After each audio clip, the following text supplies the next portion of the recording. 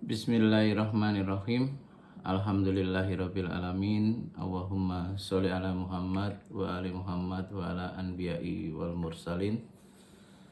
Saudara-saudaraku yang dimuliakan oleh Allah, mari kita coba ya untuk melanjutkan Riyadhus Shalihin yang sudah beberapa hari ini tidak berlangsung atau pasif.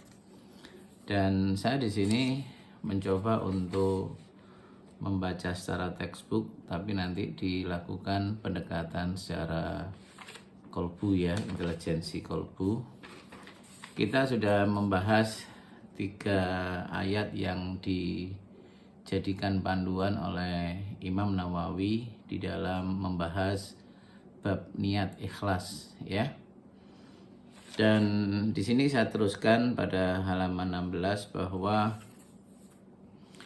di mana orang yang betul-betul ikhlas itu di dalam keterangannya Imam Nawawi ini pada ayat pertama ya yang menerangkan tentang Quran surat Al-Bayyinah ayat 5.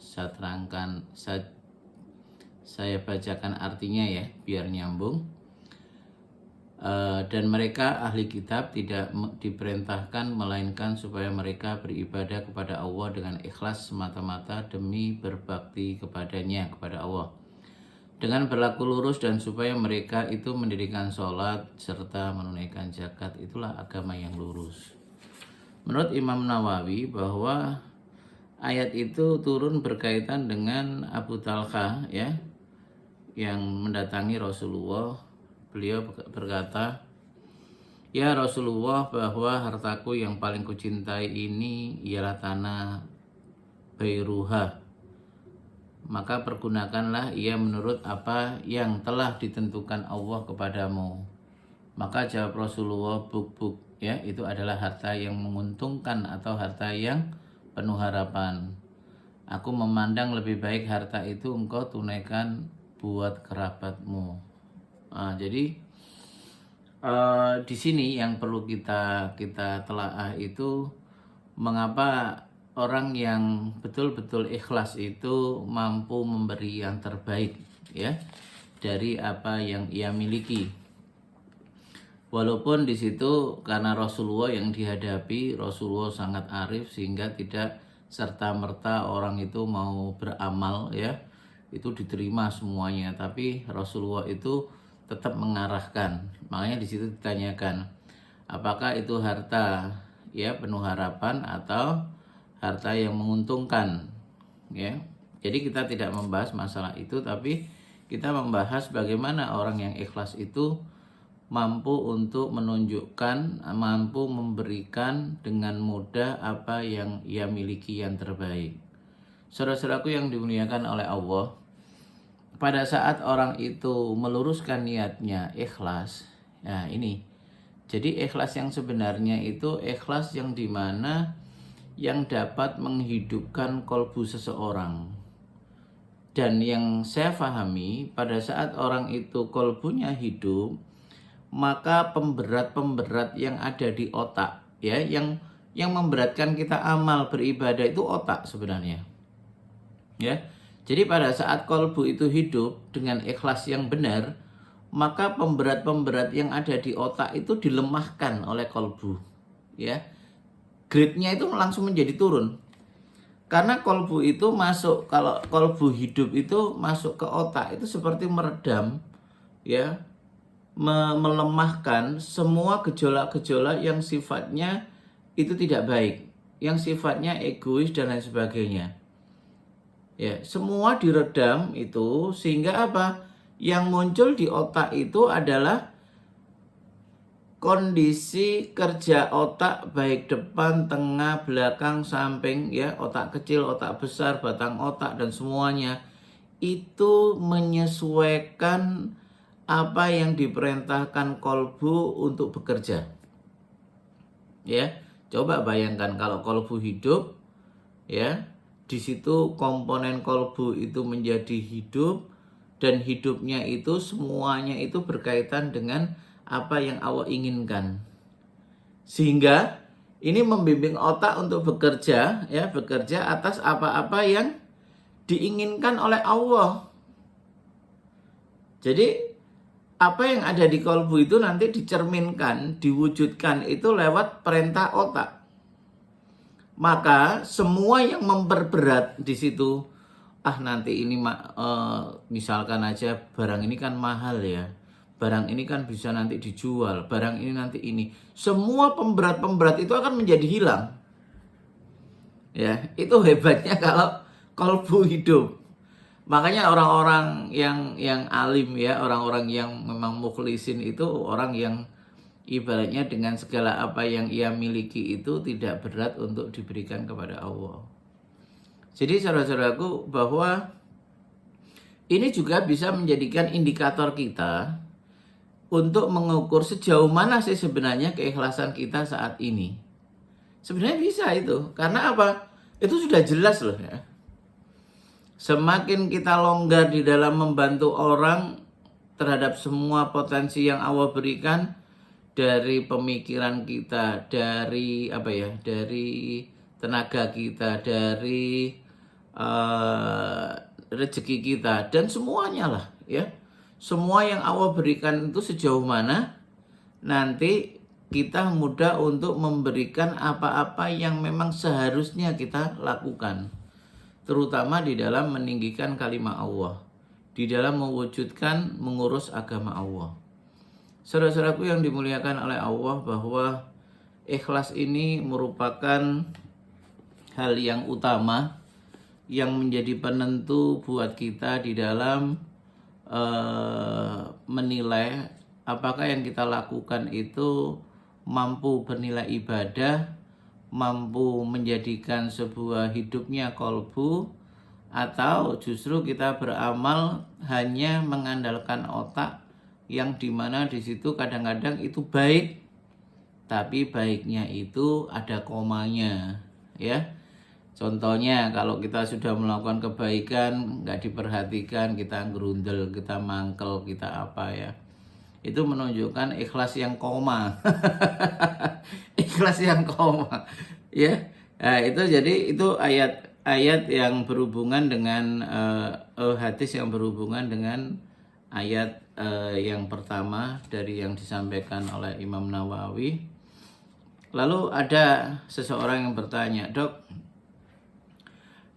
bagaimana sih sebenarnya kita itu bisa meluruskan niatkan kita ya untuk betul-betul ikhlas kepada Allah Subhanahu wa taala?"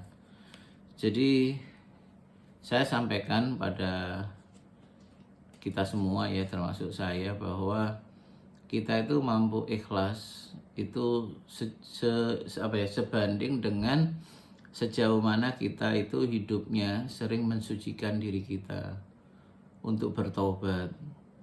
Karena tobat itu ibaratnya ini kolbu ya, ini kolbu. Jadi kalau kita itu melakukan semua hal yang itu tidak sesuai dengan agama, sesuai dengan Allah, maka di sininya itu banyak keraknya. Semakin kita itu tidak bisa, jarang untuk bertobat, maka kerak itu bersaf-saf. Makanya sehingga orang itu sangat sulit untuk khusyuk. Pada saat orang itu beribadah ya, baru aja satu contoh sholat, begitu lepas sholat sudah mikirnya nggak karu-karuan. Karena apa? Bisa jadi waktu sholat itu nggak sampai nembus untuk menghidupkan kolbu ini. Ya, dia hanya sebatas gugur. Sehingga indikator-indikator ibadah yang Allah tentukan itu tidak ada di dalam diri seseorang itu. Tapi beda halnya kalau orang itu mensucikan diri. Suka mensucikan diri tiap hari, mensucikan diri tiap hari, mensucikan diri. Maka nokta-nokta yang ada di sini semakin berguguran, semakin lepas ya. Maka orang itu nanti semakin mudah saat melakukan sesuatu itu ingat sama Allah dan ikhlas. Dan pada saat ikhlas ini, maka tidak ada kekuatan otak itu yang bisa menahan dari kerja kolbu yang hidup. Nah, ini memang sebuah hal yang baru yang harus dipikirkan bagi kita semua, terutama yang notabene berkecimpung di bidang dakwah ya, di bidang keumatan. Bagaimana kita itu menunjukkan bahwa kolbu kita itu terus selalu bisa hidup transendental sama Allah, yang itu diwujudkan dalam bentuk kemaknaan, ya, perilaku-perilaku yang bermanfaat lewat otak kita, lewat organ-organ tubuh kita yang sehat, lewat aktivitas kita. Jadi sekali lagi bahwa yang paling bisa menjadikan kita itu selalu bisa khusyuk, selalu bisa niat ikhlas, maka diperlukan satu hal adalah sejauh mana kesungguhan kita, kesadaran kita untuk bertaubat kepada Allah, mensucikan diri kita kepada Allah.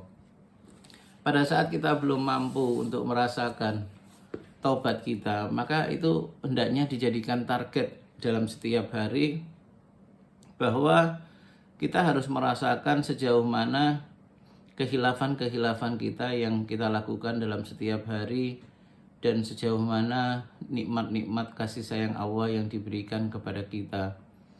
Kita terus, ya, selama kita belum bisa khusyuk di dalam perintah-perintah Allah, berarti di situ banyak nokta di dalam kolbu kita. Dan itu tidak bisa kita selesaikan dengan dengan seenaknya sendiri, ya. Tapi itu harus diselesaikan secara spesifik, seperti Quran surat Al-Zalzalah, ya. Faman ya'mal misqala dzarratin khairan yarah wa may ya'mal misqala dzarratin syarran yarah. Bahwa semua perbuatan kita, kekhilafan kita itu sekecil apapun nanti akan Allah pertanggungjawabkan. Dan nokta itu memang terperinci.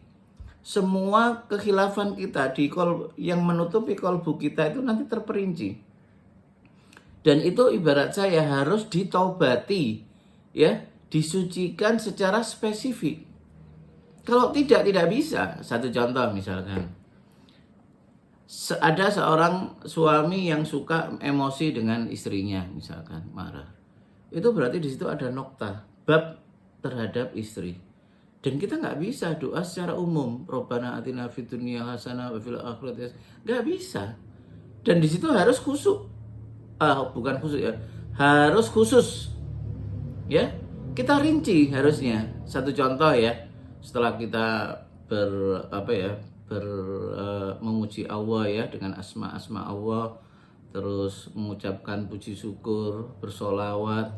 Itu kalau ada waktunya, ya, panjang, ya. Lalu yang di sini kita harus spesifikkan. Satu contoh, ya Allah, maafkanlah aku, ya Allah, jika sampai detik ini, ya Allah, aku masih sering bersikap kasar dan emosi terhadap istriku, ya Allah. Ya Allah, maafkanlah aku, ya Allah. Padahal istriku begitu baiknya, ya Allah, merawat dan menyiapkan seluruh apa yang menjadi kepentingan diriku maupun anak-anakku, ya Allah. Ya Allah, maafkanlah aku, ya Allah, jika sampai detik ini aku belum bisa menangkap kebaikan dari istriku, ya Allah. Untuk itu, ya Allah, berikanlah aku hidayah, ya Allah, sehingga aku bisa menangkap kebaikan-kebaikan yang dilakukan oleh istriku, ya Allah. Ya Allah, aku menginginkan, ya Allah, dalam pernikahan ini adalah pernikahan yang samarah, ya Allah. Ya Allah, aku menginginkan, ya Allah, istriku itu adalah istri yang soleha, ya Allah. Begitu juga aku adalah suami yang soleh, ya Allah. Ya Allah, berikanlah hidayah kepadaku maupun kepada istriku, ya Allah, agar setiap apa yang kami lakukan, dialog-dialog yang kami sampaikan itu menjadikan sebuah ilmu, ya, sesuatu yang menjadi kebaikan buat kami, ya Allah. Ya Allah, aku menginginkan, ya Allah, pernikahan ini adalah pernikahan yang Kau ridhoi, ya Allah, sehingga kebahagiaan itu bisa kami dapatkan, ya Allah, tidak saja di dunia ini, ya Allah, tapi juga nanti di akhirat, ya Allah, di surgamu, ya Allah, dengan melihat kemahasempurnaan wajahmu, ya Allah. Ya, itu bisa. Selama kita itu belum muncul rasa kasih sayang, positive thinking kepada istri kita, berarti nokta itu masih kuat. Dan kita terus harus mensucikan diri kita. Jangan nanggung, ya. Itu dulu yang bisa saya sampaikan untuk hari ini tentang Riyadhus Shalihin pada pembahasan yang hari itu, ya, season keempat, ya. Terima kasih dan mohon maaf. Wassalamualaikum warahmatullahi wabarakatuh.